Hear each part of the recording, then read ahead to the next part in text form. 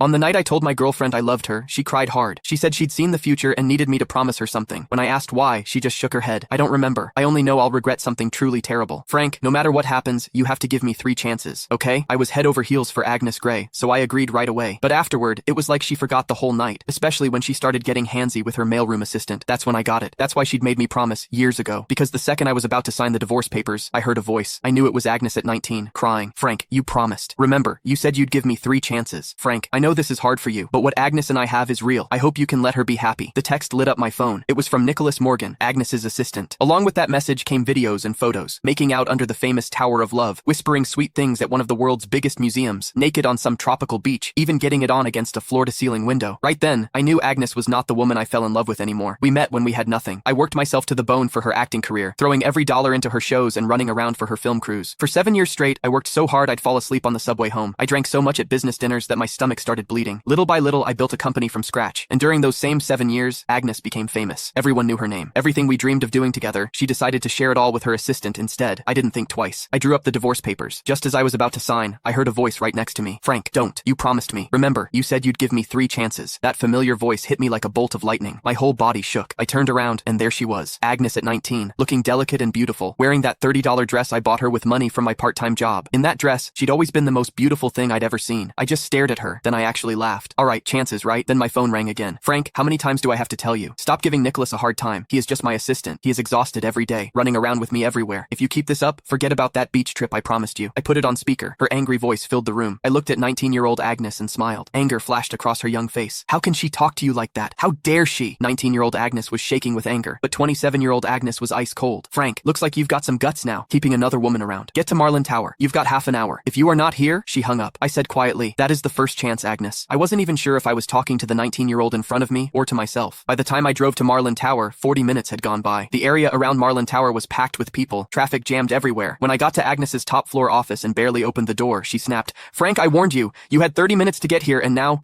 I cut her off, turned around, and flopped onto the couch like I didn't care. Nicholas was there too. He kept his head down, eyes all red, his right hand holding his left wrist. My attitude seemed to set Agnes off. She slammed her hand on the desk. Frank, what is with that attitude? You still won't admit you were wrong? But before I could say anything, Nicholas jumped in. It is nothing really, just a watch. Don't blame Frank. That just made Agnes angrier, but instead of yelling at him, she held back and softened her voice. How can you say it is nothing? He is so petty. He even tried to steal the birthday gift he gave you. Don't worry, I am not taking his side. Then she turned back to me, her voice sharp as a knife. Frank, I am giving you one last chance. Give Nicholas his watch back. I'd lost count of how many times this had happened. No matter how many times Nicholas set me up, no matter what I said, it never mattered. The woman who used to trust me completely now only doubted me. Couldn't be bothered to argue. I stood up, took off the old watch from my... Click the link in my bio to get the full story for free.